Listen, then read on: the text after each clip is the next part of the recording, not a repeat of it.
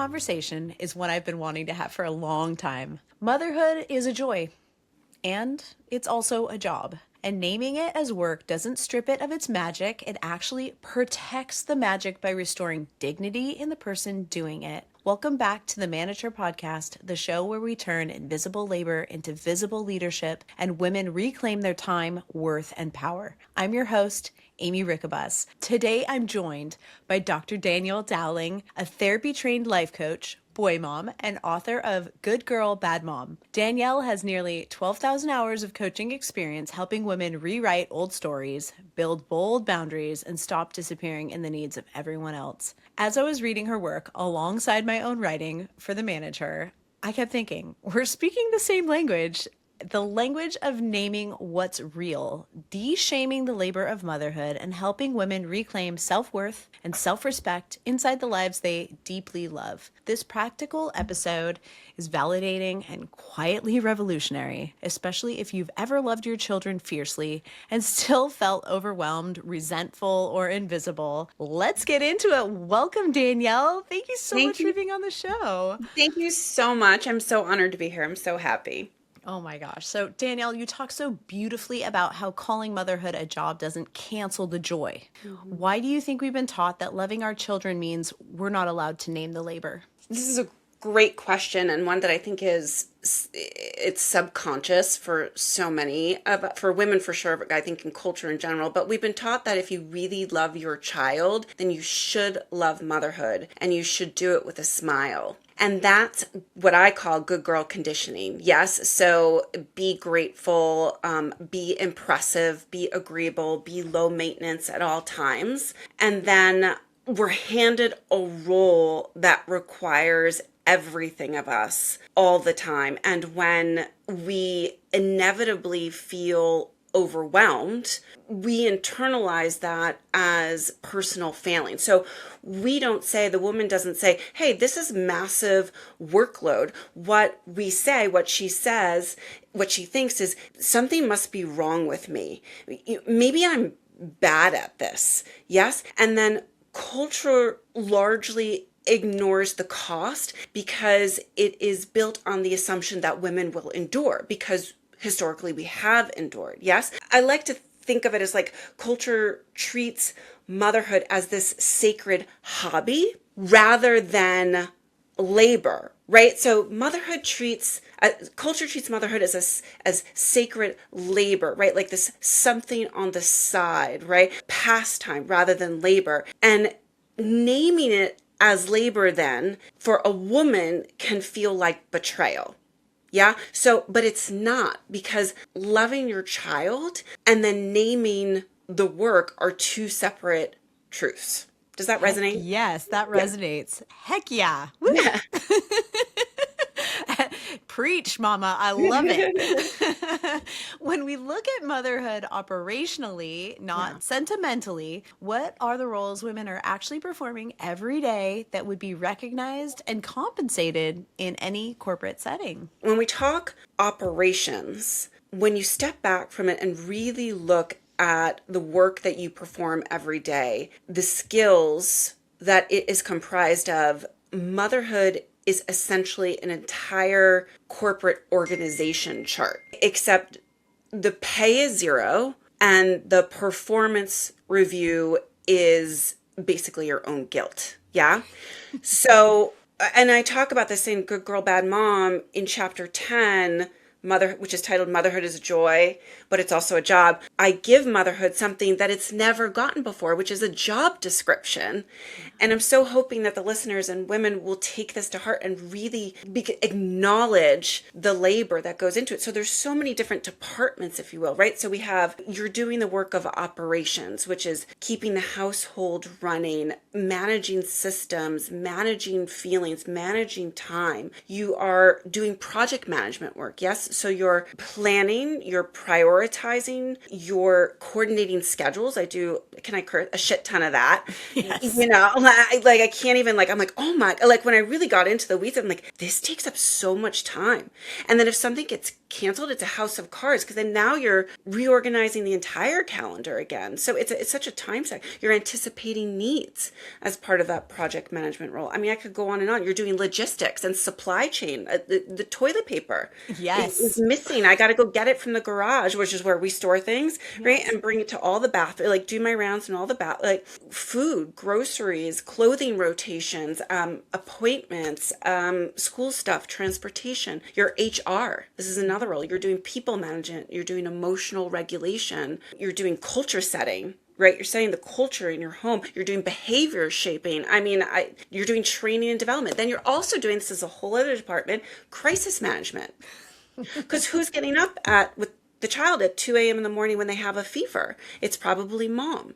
Right? Probably. Not always, but probably. Or whoever is in the role of mom, even if that is a man.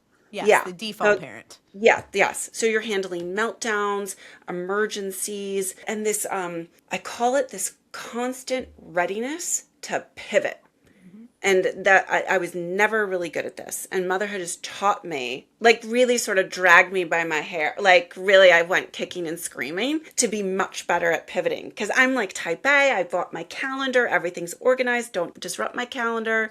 You know, so I just crashed and burned inside that lesson, but I've gotten much better. You're doing executive level decision making all day long.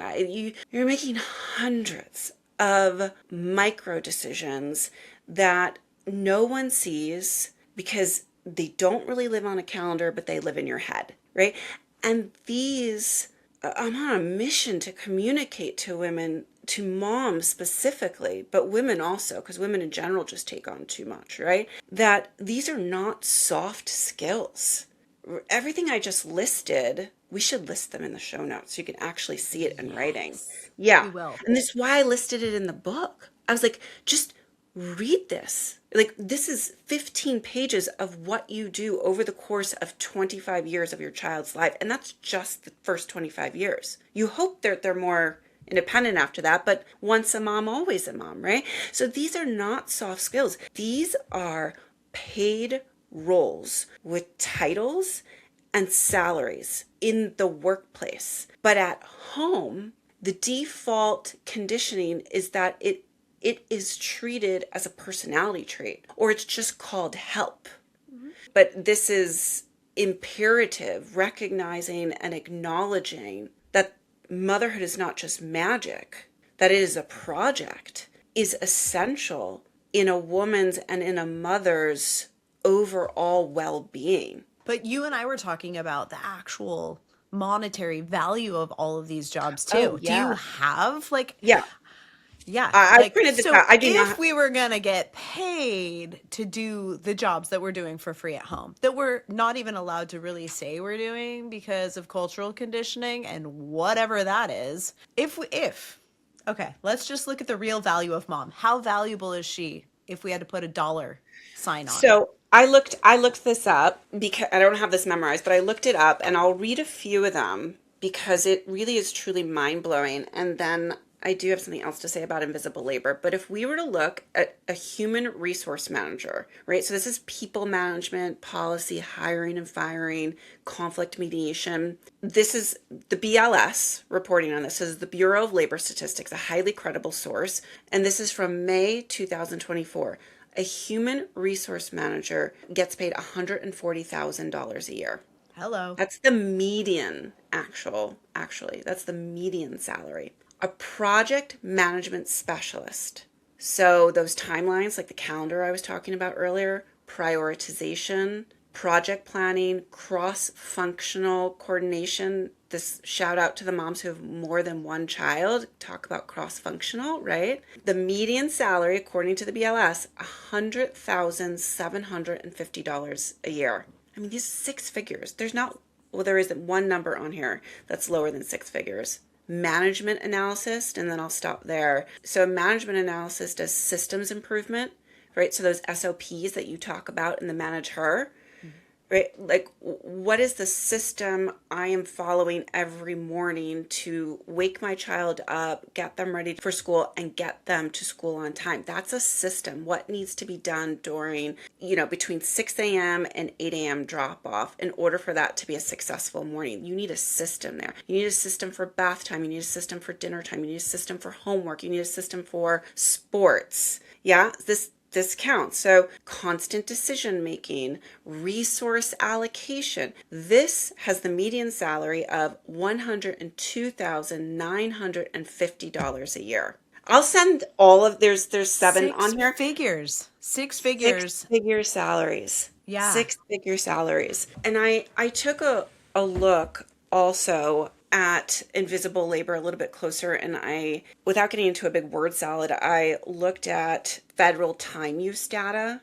It's the American Federal Time Use Data Survey. So it surveys how Americans spend their time. And there is data that shows us, reporting that shows us that women spend on average between 5 and 8 hours, perform between 5 and 8 hours of unpaid household and caregiving labor a day. Right? So on the conservative end, that's 35 hours a week of unpaid labor, invisible labor. If we were going to value that at the median wage of $25 an hour, which it's not, by the way, because we're talking about, and we're talking about 6-figure salaries here for most of these jobs. That's if we went by that. Yeah. Right. That report. Yeah.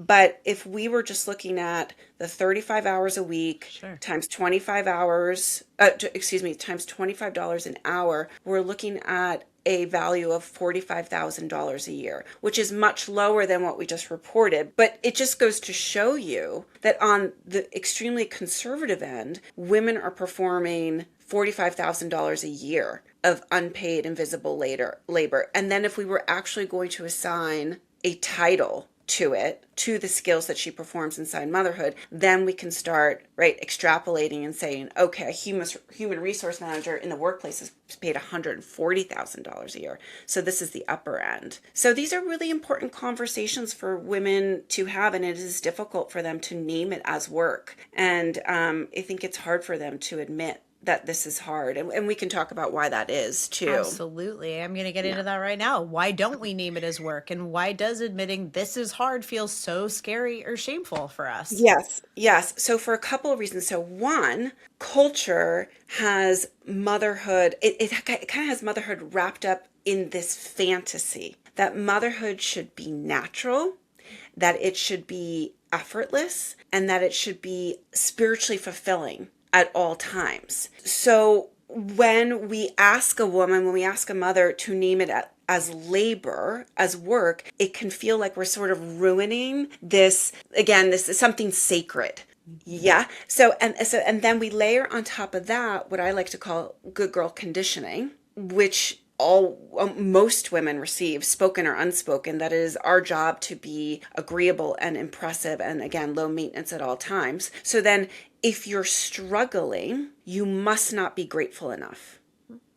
If you need help, you're failing. If you complain, you're most definitely difficult. This is how women, first and foremost, internalize it. And then even if nobody outside externally is saying that out loud, they're probably thinking that because they too have sort of drank the medieval Kool-Aid, if you will, and have a general perspective of motherhood should be natural for a woman, right? It should be effortless for a woman, right? She should be happy being a mother. But the truth is that in the way I see it, the work stays invisible because that's how the system stays comfortable. If we were to collectively name the workload, we were just going to put it out there, which I'm certainly pushing for, I'm advocating for, as are you. Yeah, that's why we're here today and excited about this conversation. If we were to collectively name it, what comes next in that process is that we would have to collectively respond to it. And this is where it gets tricky, right? So we would have to respond to it at home. We would have to respond to it at work and in policy, which would be very inconvenient for the system since, again, the system, the world sort of runs on women and girls' unpaid labor. Oxfam did this, has this interesting data that reported that women and girls do an estimated something like 12.5 billion hours. I don't know if you've seen this quote of unpaid labor a day. This is globally, right? Which is valued at over $10 trillion a year annually. Like if you stop doing, let's just call it your 35 hours a week, someone's going to notice. If all women and girls stop doing just that 35, I mean, planes would fall from the sky, the world would stop spinning on its axis, but culture just largely ignores it. So women end up swallowing the truth of the labor, right? And they just sort of smile. We have a hard time calling it work because there's this collective sort of cultural fantasy about motherhood, what it should mean and be for a woman. And then we've got that good girl conditioning, just inherent, which just says, if I speak up, I'm difficult, right? If I'm struggling, then I'm failing. It's not the system, it's me, right? So back to, I make it a personal failing. I point the overwhelm and the anxiety inwards. I go, it's me, I'm not good enough. Hence good girl conditioning. So this is why we have a hard time, in my view. And then you get resentful of the work too, because you don't even feel like you can communicate your overwhelm, because if you do, then you suck. Well, you're not good. Yeah. You're not a good girl. You're not being impressive. No. You're not being agreeable. You're probably making somebody uncomfortable. You're definitely you making might just disappoint someone. Yes. Yeah, and then, like I said, planes fall from the sky. Like, we should really think about this more. Like we really got to run it all the way to the end. Like, I tell people, just keep going down the rung of the ladder. Like, what's your worst case scenario? Like how upset would they be? We really need to challenge the worst case scenario is what I'm getting at. Totally. I think probably it would be a day that no children attend school at the very least. Yeah. Because if mama doesn't get up and get the kids ready for school, they're probably not going. Yeah. Yeah. I think there's a version of this, and I say this in the book too, that if I acquiesce to my shame and my guilt and my resentment, and I, God forbid, have a need and articulate it, or I'm angry and I don't exactly swallow it, or I say no, or I set a limitation, or I set a boundary that, I'm going to be a lonely cat lady living on the cold, hard streets of like Orange County. The brain kind of goes there. It's like nervous system response stuff. Like you will be left behind. You'll be left behind. Yes, your tribe will leave you. You have no value. Absolutely. Yeah. There's part of that. Yeah. And it's probably some really ancient germ cell DNA that we're carrying with us from 10,000 years ago. 1,000%. I think it goes back to the days where we roamed the earth in tribes of 17 people, and if you were excommunicated from the tribe, you were definitely going to die in the Serengeti somewhere. You were, for sure. Yeah. In the manager I write, I often know what I want, but I'm not valuing my needs at the same level of importance as other people. Yeah. Self-abandonment. Yeah, which, by the way, I underlined. I don't know. I have to send you the book later, but I underlined so many parts. I don't know if you can. Oh, you're so. But I just wrote in the margins. I so appreciated the message. Yeah, I was like. But when you hear that through the lens of your work with women and mothers, what do you think is happening psychologically for me in that moment? What I hear, I don't think a woman is confused about her needs. So you give any woman, or you give any person a quiet room, non-interrupted, with maybe a little gentle music and a couple deep breaths, and she's gonna be able to articulate what she needs pretty quickly, right? So I don't think it's that we don't know our needs. I think that she's conditioned to deprioritize them. I think women are conditioned to deprioritize our needs, and I think mothers most certainly are conditioned to deprioritize their needs. And I think that that's the key. So psychologically, it's often, in my view, a mix of that good girl training and that nervous system safety, which is what we were just pointing to at the tail end of the last question. Yeah. It just doesn't feel, nervous system, it doesn't feel safe. A lot of women, we've learned early that belonging comes from being easy to be around.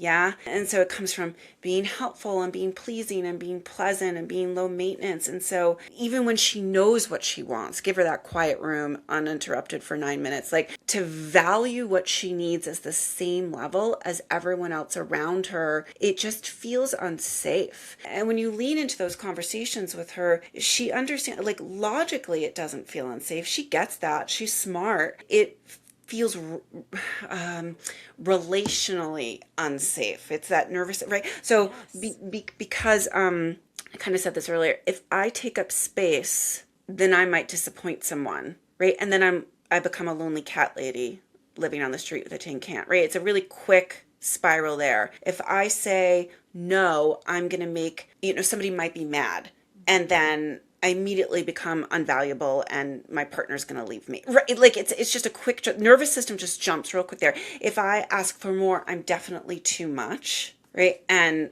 again, I'm going to die without family and friends. Like this is just the way the psychology can work. So her body, my body, probably your body, most women's bodies, we choose this old strategy back to what you said a few moments ago. It's like this ancient conditioning in some way, which I'm very sure it is. We choose this old strategy, the old strategy of abandoning herself to keep the peace, which I've done hand over fist, especially in the early days of motherhood. Me too.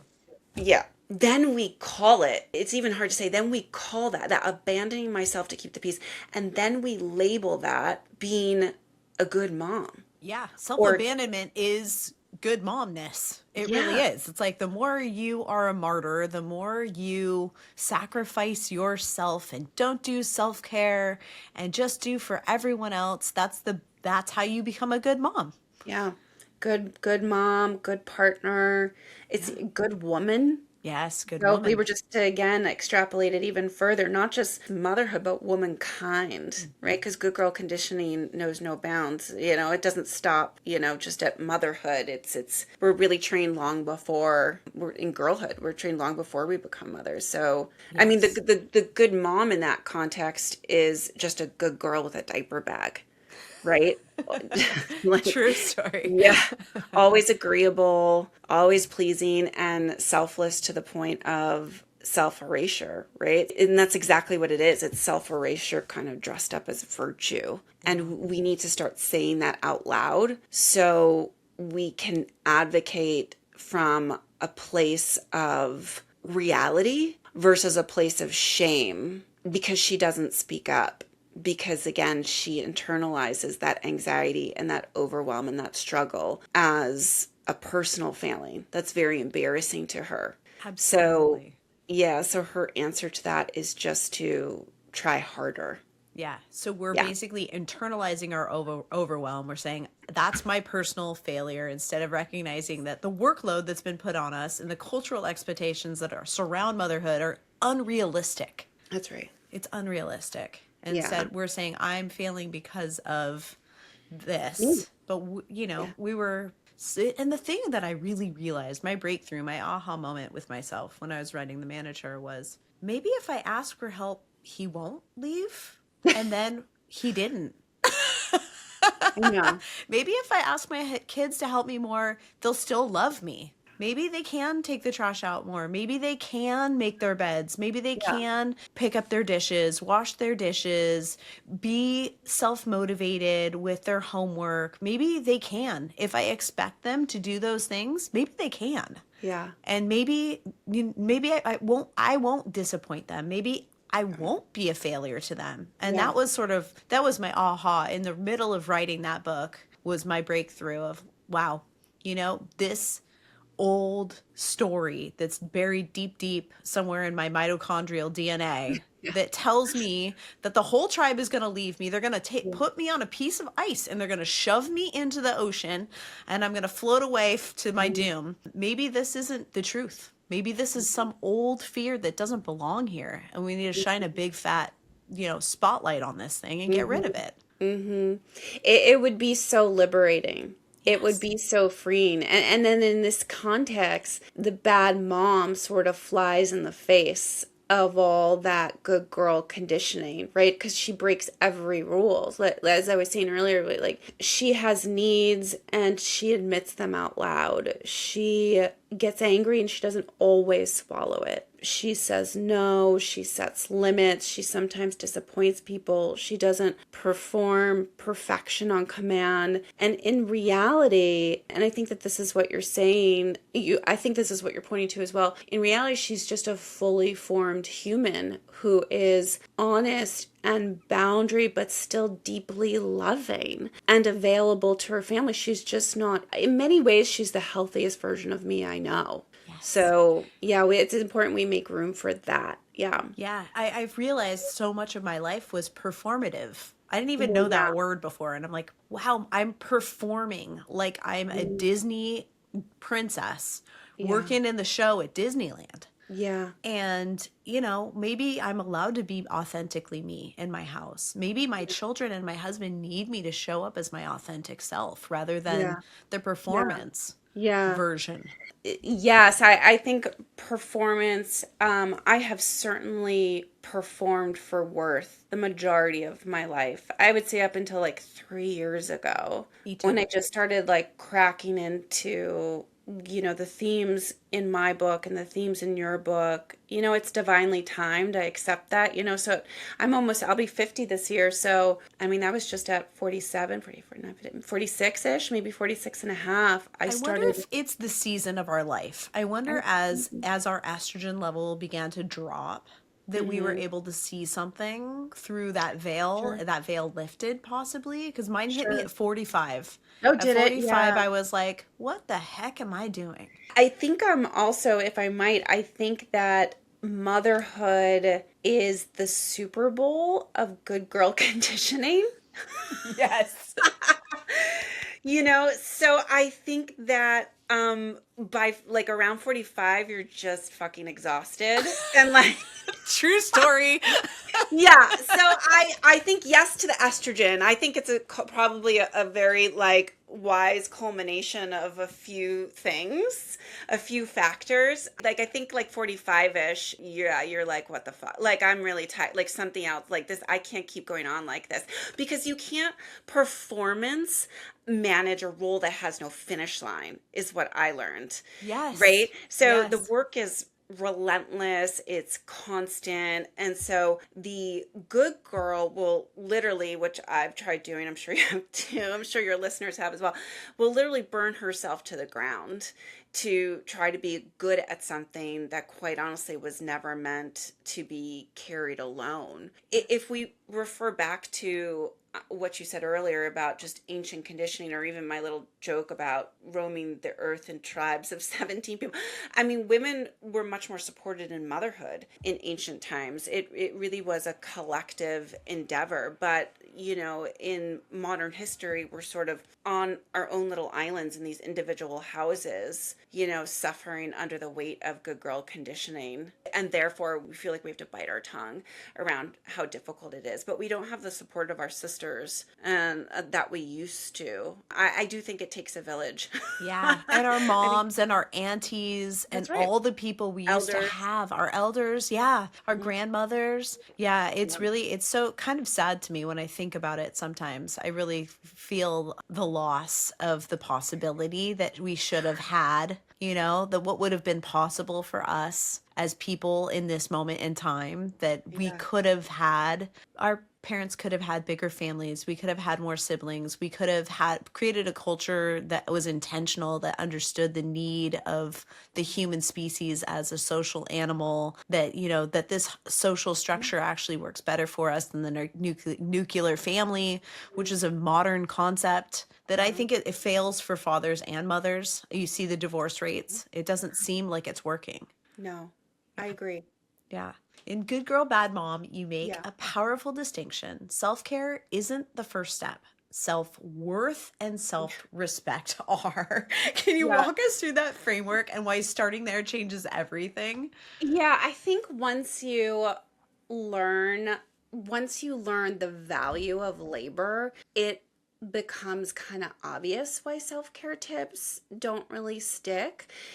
Because when you don't feel worthy of care, Because if I'm a good girl and if I'm struggling, if I'm feeling like I need to ask for help, if I'm feeling overwhelmed, if I'm feeling anxious, then it's probably my fault that I'm feeling that way. Something's wrong with me, right? So I'm not really worthy. I haven't lived up to the task, right? I'm not being a good mom.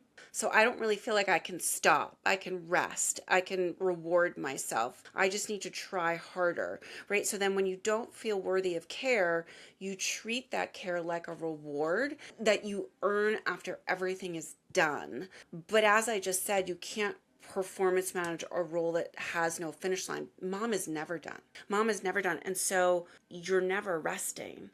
Yeah. So in my framework, self worth equates to, right, is the belief that I matter. And then self respect is behaviors that prove I matter. And then finally, right, the last integration, if you will, is self-care. Self-care becomes the lifestyle, not the first step, but it becomes the lifestyle of someone that has aligned the previous two, right? So first I see myself as inherently worthy and deserving of care. And then, right, I behave like I matter, right? This could be just practical, real world. It could be 3 to 9 minutes, right? 3 to 9 minute self-care rituals, if you will. It doesn't have to be anything big that demonstrate I matter. And you do that consistently over time. And now you've created a self-caring lifestyle. So naming motherhood as legitimate work is a self-worth move, right? It's a woman saying, this is real. I'm real. I count. This matters. And then the self-respect follows. The boundaries, the language, the choices that protect me, that protect her inside the reality of the job. This is why so many people kind of quote unquote fail at self-care, because they're putting the cart before the horse, right? It's self-care is just not sustainable unless I truly believe or am doing my darndest to practice the belief that I am worthy of being cared of. This is why people fall off, right? And then this is culture doesn't really have an answer to like why self-care doesn't stick, except again, try harder. Right. So I Try think we harder. Oh, need, you yeah, failed again. try more, like try more. Well, just, yeah, just get up at 5 or just try again tomorrow morning, or maybe set the clock for 6 instead of 5. Maybe that's your and those things are important. But I think that again, it's cart before the horse. I think first we have the conversation of, do you feel, do you see, do you perceive yourself as somebody that is inherently worthy, Right. right? Totally. If what do I need today that I'm pretending that I don't?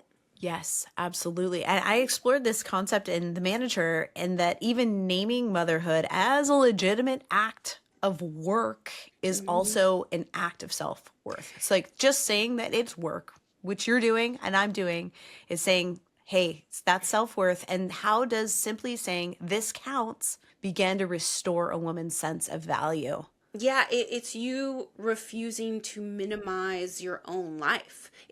Naming the job as an act of self-worth is because naming it is dignity, Yes. right? It's dignity. And it's a woman saying, again, this counts and I count. Yeah. So Like when you, culturally, we were kind of gaslighting women by making them say that motherhood wasn't a job. Because if a man was doing it, I think he would say, whoa, this is work. Mhm. Well, it's for free. Again, Mhm. we women and girls do, let's look at the Oxfam stat again. We do 12.5 billion hours of unpaid invisible labor a day. If women started and girls started asking for, some recognition, some reward, and some rest, and the fear is that, again, the world will stop spinning on its.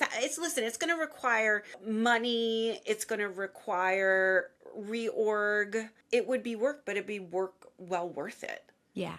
Well, it's important work. If we're going to really move forward and have this equal future for men and women that, has been promised, then this is one of the things that needs a course correction. This is one of the leftover bits of the patriarchy Yeah. that no Yeah. longer serves us Yeah. as humanity. It's not working for men and it's not working for women, because for the men, this idea that we don't need help, and that with motherhood, the mother fairy came over and gave us magical powers on the day our baby was born. Yeah. Boop. Now you're magic, and you don't need sleep or shower. You don't need food. You don't need to pee or poop. You can do it all. You've got this, girl. 24/7, 365. And you should love it. Yes. And you should be really good at it from the beginning. Really good. Love every minute of it. Cherish everything. It's so beautiful. Yeah, it's so hard to feel, especially I had postpartum anxiety and depression in the beginning, and I just was out of my mind with guilt and shame because I had drank the Kool-Aid, and because I'm a part of culture, and I too was wrapped up in the fantasy of the cultural fantasy that motherhood should be natural and effortless and fulfilling at all times. And I am a prime example. I internalized it as, and me not feeling that way, not loving it, not feeling like I was a natural at it. I internalized that as a personal failing. I felt like I'm not good at this. Me too. I remember thinking the first 30 days of being a mom, why would anybody ever want to do this? Why did I think this was a good idea? This is really hard. Yeah, it's really hard. I remember thinking why I was giving birth. Like, I remember thinking, I can't believe people do this again. Oh, birth was easy. Oh my God. For me, it was everything afterwards. It was the healing part, actually, of after birth. I had a really hard healing period after my first baby. Oh, I had like 30 stitches. It was not fun. Did you have a C-section or? No. Oh, but your vagina ripped. Good times. Good times. That. No one. I was not prepared for the nipple soreness. I was not prepared for the undercarriage situation. I was just not. I was so ready for birth. I was really prepared for pregnancy. I was really prepared for birth. And I was really unprepared for the 4th trimester. Oh, yeah. Yeah. Really unprepared. Yeah. Yeah. Woefully unprepared. And I talk about that in the book, too. Like, I say, I think it's in chapter 2 or 3, I'm like, was I supposed to know? Which also made me feel shameful and like a bad mom. I'm like, maybe I didn't do enough research. Maybe I didn't talk to enough people. Maybe why am I feeling blindsided by my reality right now? I had to have an emergency C-section. I couldn't stand up straight for like almost 3 weeks. And I write about this in the book. I say, by the way, C-section is considered major surgery. I mean, they take all your organs out. They're on your chest. Like, I mean, then they got to put them all back. Hopefully they put them back right. I don't know. It went well for me, but like when you think about it, you're like, oh, everything. So it was considered major. And so after any other major surgery, right, you are told the recommendation is get lots of rest. Don't pick up anything heavy. Just relax. Like, ask people for help, except after you have a baby, and then all bets are off. Baby comes first, you come second.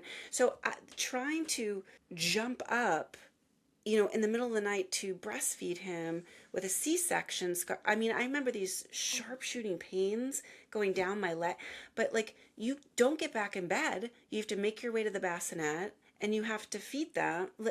I was so ill-prepared and embarrassed by that ill-preparedness. But I think it is linked. Sorry, I'm going on a No, I love it. rant right It's now. so But true. The 4th trimester, no one talks about this stuff. I think it's linked to exactly what you just said, which is that culture has motherhood wrapped in a fantasy, and we don't have a lot of honest language and communication and education about exactly what motherhood is going to require of you psychologically, physically, emotionally, spiritually. And it's not to scare women away from it. It's just to educate her, to help her be prepared for this choice that she's making that will be for the rest of her life. Because unless we educate and prepare women, and maybe we're bursting a few bubbles, but it's for her own well-being in the long run, then what we have is a woman like you and me in her 4th trimester, maybe giving birth like me, started during giving birth to me,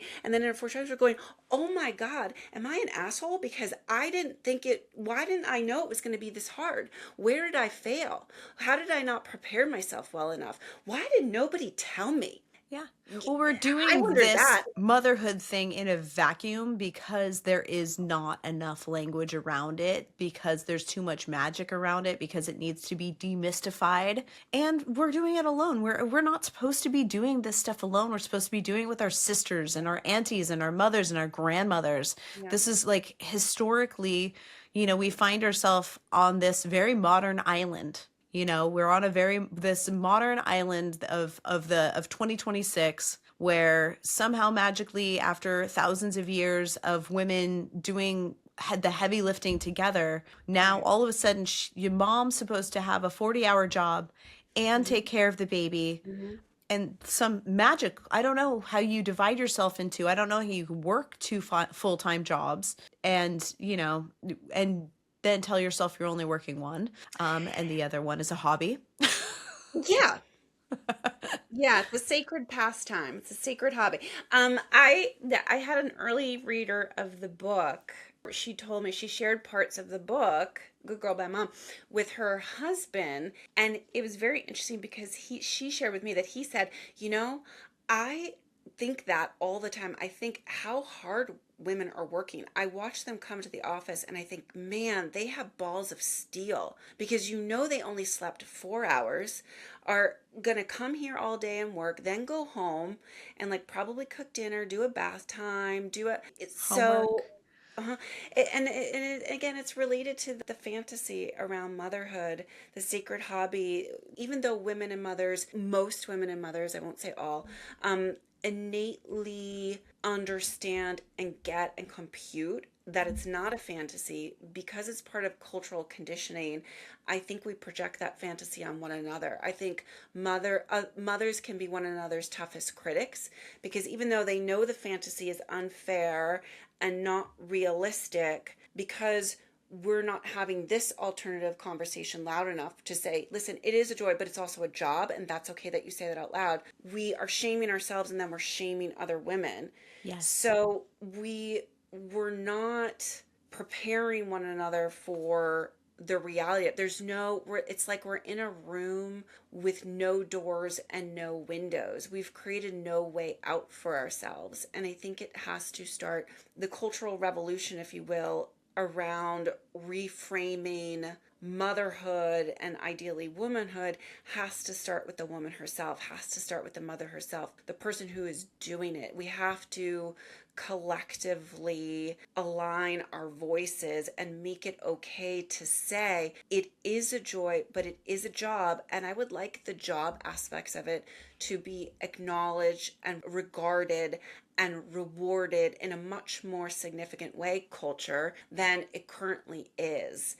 And then hopefully, maybe we won't even be alive for it. Who knows? Maybe, hopefully, then hopefully we can stop like feeling like we need to do our job as if we don't have children and raise our children as if we don't have a job. But I don't think we get there until women, mothers first and foremost, are willing to unwrap that fantasy around motherhood and say, it is a joy, but it is also a job. It is love and it is loss. It is a miracle and it's a responsibility. So we can really give credence to both realities.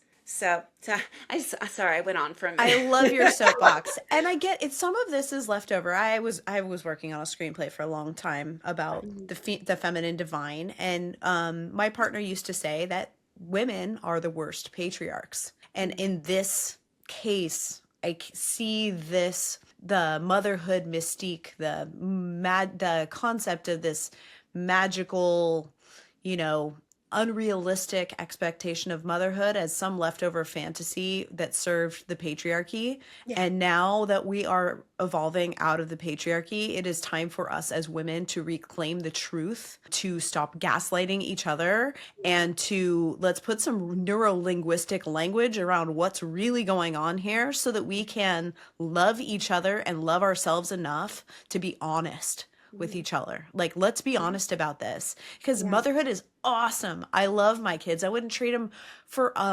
anything. But was it hard to make the transition from maiden to mother in this society, in this moment? Hell yeah.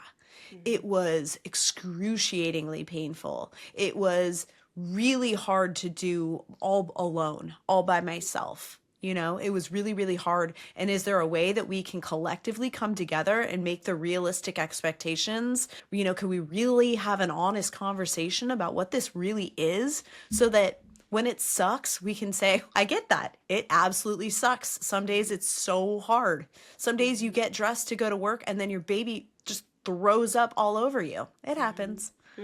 Yeah, I had stuff on my shoulder for years. Yeah. I'd get in the car, it'd be 8:47. I'd be like a smudge here, a smushed Cheerio there. That's like, why you got to keep the baby wipes motherhood. in the car. I You know, got to they're incredibly handy. They really are. We still own them. That was a genius invention. Honestly, mom Yeah. hack number one, if you're a beginner mom, just put a big old bag of Costco baby wipes in your car. Yeah. So, let's give listeners something they can use immediately. Could you share like a simple needs prompt with us? Okay, well, I think the first need prompts, so in the vein of turning inward first, so internal, not external, right? I'm taking responsibility for my own self-worth, self-regard, self-respect, self-care. I think we can say, what do I need today that I'm pretending I'm not? And I think that really gets to the heart of also just what moms do, what women do too, which is to marginalize, right, our needs, back burner our needs, our wants, our desires, until we finish, taking care of everyone else, which, as we said earlier, is very rarely done. We're kind of never done. Actually never done. It's like laundry. It's like this imaginary idea that you're ever going to finish the laundry. Yeah. Like, the laundry's never done. Like, let's be honest. It's never really done. It's a cycle of like, it's just like, it's in various stages of that cycle all the time, right? Like, oh, it's all done, but then now we've started adding clothes. Now it's a half a basket. Now it's a full basket. Now I'm doing laundry. Now, yeah. Exactly. You're never done. So I think we can like just start with that. That's a great needs prompt. What about a boundary script?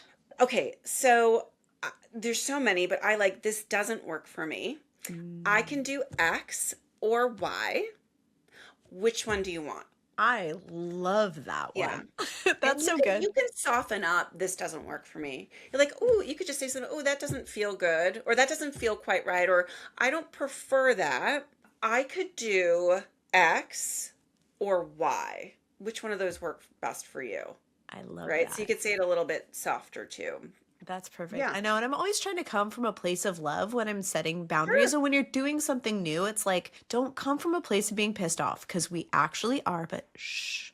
Let's come from a place of love, because we do love them too. It's like, okay, could you, I really would prefer if I only had to get up with the kids maybe 3 mornings a week, and perhaps you could get up with them the other 2 mornings. So I love where you're going. So here's another tip, if I could. It's a language swap. Yay. Can I offer that? Okay. Yes, it's a please. practical takeaway. So it's in the book. It's in the back of the book, in the Motherhood Lexicon. And I love this one, and I've been practicing it as much as possible. So we're going to do a language swap. We're going to swap out the word help with the word own. Yes. So because when we use the word help, hey, honey, or hey, so-and-so, can you help me by packing the kids' lunch? Can you help me by giving so-and-so a shower? Can you help me by doing bedtime dinner? Can you help do bedtime? It still implies that it's your job, it's mom's job, and they're just helping out. Right? That I'm the primary owner of that responsibility. But when we use the word own, hey, babe, do you mind owning school pickup 3 days this week? We can pick what 3 days. That would be great. So then you're transferring, right? When I own something, it's my responsibility. And then we can kind of get into the weeds about like, you own it from beginning to end, right? Like if you know child number one always finishes their water bottle at school and they're thirsty the minute they get in the car, I mean, you leave with the apple juice, leave with the water, right? If you know that child number two is getting dropped off at soccer, make sure the soccer ball or the knee pads are in the trunk. Like, again, we can kind of get into the weeds, but you're just owning the whole system. You're owning the whole task. So with my husband, I've really been working on, hey, babe, do you mind owning bedtime tonight? Right? Hey, babe, do you mind owning that play date on Saturday? Because what I'd really like to do is I'd like to kind of get X, Y, and Z done. Yeah. Like, so you're language shop, you're not helping, nobody's helping for the appropriate person, right? You use the word ownership. And what I love the most about this is because we are in a partnership, we're allowing our partner to own some of the responsibilities that for some crazy reason women took on for all of these generations.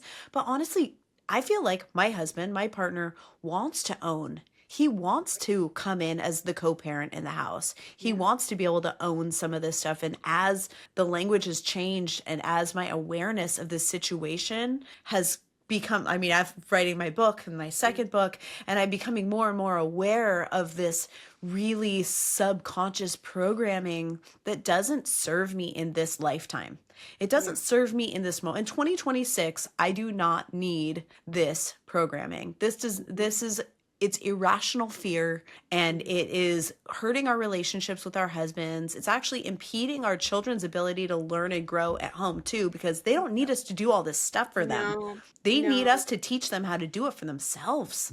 Yeah. So I just want to say I've really been trying to tune into how me doing everything for my son enables him and makes him less independent. And it's really me doing everything for my son was very much fueled by that good girl conditioning, right? The good mom, the good girl with a diaper bag. Like, well, a good mom, does all of these things.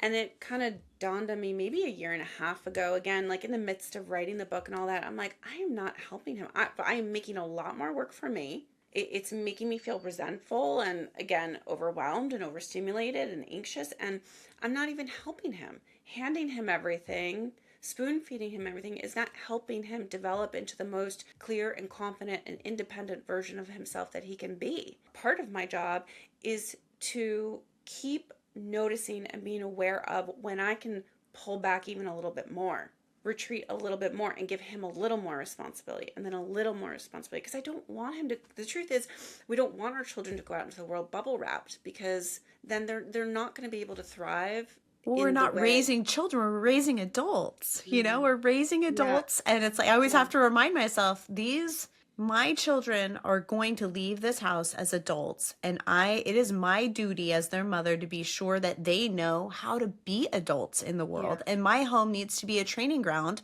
a low stakes training ground for adulthood. Yeah. So when we say it's a job, right? We were laughing about this. We're not being dramatic. We're being literal. We're literally life coaches. Yeah. But at home we call it helping, but it's not, that does no one any. So yeah. So it's a job. It's a joy and it's a job. And it will be so much more empowering and freeing and liberating if the listener can just allow herself to open up to that concept, even just 10%. Oh, this is a job. It's a job too. Yes. Yeah. Yeah. And I matter inside of it. Yeah. Yeah. It shifts everything. For me, it was the biggest shift. And I can't believe I didn't see it before, because it's so obvious. And once you see it, you can't unsee it. I'm sorry, ladies. It's Pandora's box. There's no putting it back. No putting Pandora back in the box with this one. Once you see it, you can't unsee this. Yeah. 1,000%. And we don't see it again because of cultural conditioning. Yeah. Right. Yeah. It's convenient that it remains evasive, if you will. Yeah, it has an invisibility spell on it, but we're removing the invisibility spell. Right. Yeah. Some of the pioneers in this mission. Yeah, absolutely. Danielle, this conversation matters because it gives women permission to tell the truth without guilt. Calling motherhood a job doesn't cancel the joy. Needs are not negotiable. They're human, and resentment is often a signal, not a flaw. For anyone listening who felt seen today, I want you to hear this. The fact that this feels heavy doesn't mean you're doing motherhood wrong. It means you're carrying real, meaningful weight. You can find Dr. Danielle Dowling on Instagram at I am Danielle Dowling and learn more about her work and her book, Good Girl, Bad Mom, at Danielle-Dowling, I'll spell it for you, DOWLING.com. And if this episode gave you language for something you've felt but never named before, share it with another woman who needs to hear it, because naming the work is how we reclaim our worth. Until next time, keep managing what matters most, you.